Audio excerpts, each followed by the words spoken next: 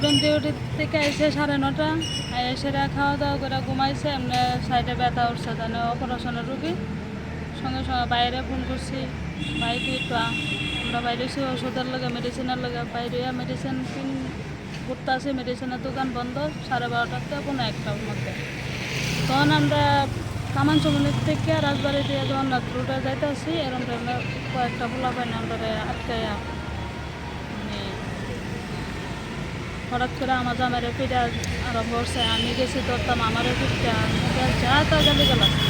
এরপরে চেনটা আমার জামাইরে ধরতাম গেছে, পরে গলার থেকে 2.5 ভরি ওজনের গলার চেন লয়ে গেছে।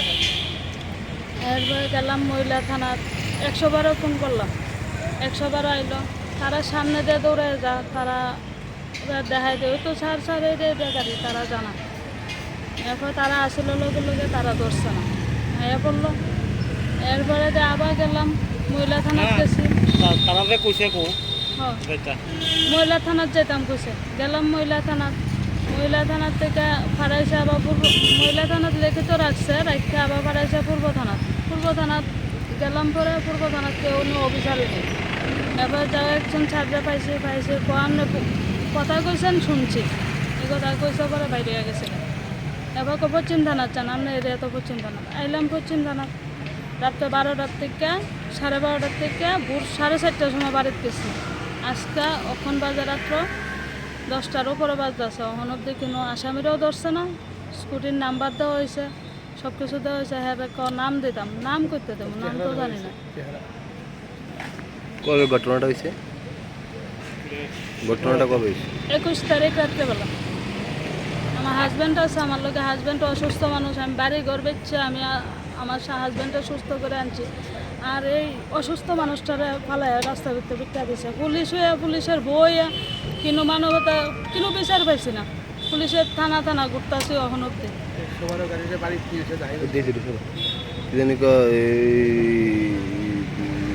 আপনার স্বামী কি করে? পুলিশ ডিপার্টমেন্টে। আপনি থানা তাইছেন পরে কি খুশি? থানা তাইছি পরে তো ইয়েটা দিছে, এরপরে কাগজটা দিছে। তারপরে প্রথম তো কইছে নাম লই আইয়েন, ফার্স্ট টাইম রাত্রে আইসি। পরে এরপরে আইলাম, আজকে নাম তো পাইছি না, স্কুটির নাম্বারটা দিলাম, এফআইআর কাগজটা জমা দিছি। দেওয়ার পরে এখন আমি বলে কইছি না সে চুরি হয়েছে, এই কথা কালকে রাত্রে বলে কইছি না। আরে রাত্রে বলে আমি লগে লগে কইছি স্যার আমার চেনটা বাঁচান ধরেন গিয়া তারে এবার ঢুকছে, সেরালের পেছনে দেওয়া ঢুকছে 2 নাম্বার বাইরে। এরপরে দেয়া থানাতে অক্ষণ নিয়ে চলে যাইতাম না, কিতা করতাম। আসামি এখনও আইসেই না, তারা ধরছেও না। আমার পাও কাটতে গেছে, পাও দিয়ে আমার মাইরে রাখছে না। আমার হাজব্যান্ডও দিচ্ছে আমার গলার এমনি ছট দিয়েছে, আমি যেছিল নুইছি তখন আমার গলার থেকে চিন্তা লয়ে গেছে। এমনি কতজন ছিল তারা? 4 জন। 2 জন কালো গেঞ্জি পরেন না, একজন ছাই কালারের গেঞ্জি পরেন না, একজন লাল শার্ট পরেন না। কোন জায়গা দিচ্ছে ঘটনাটা? রাজবাড়ি থেকে জগন্নাথ রোড। কি মনে করতেছেন একজন পুলিশের বউ হইয়া বিচারের আশায় ঘুরতেছেন কালকের থেকে? এটাই তো অপমান।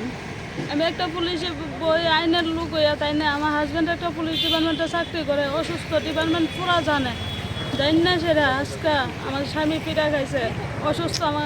আমি কি করবো এখন? আমার রাস্তা কই তুলে আমি কিতা করতাম? আমি এটার বিচার চাই, আসামি ধরাও। আমি এটার ন্যায্য বিচার চাই। আমার যা অসুস্থ স্বামীর কে লেগে বিনা কারণে রাস্তার ভিতরে দইরা পিঠা দিব। স্বামীর নাম কি? অভিজিৎ দেব। আপনার নাম? সুমা সাহা ব্রিগেডে দেব। বাড়ি? বাড়ি কৃষ্ণনগর মার্কেট ক্লাব।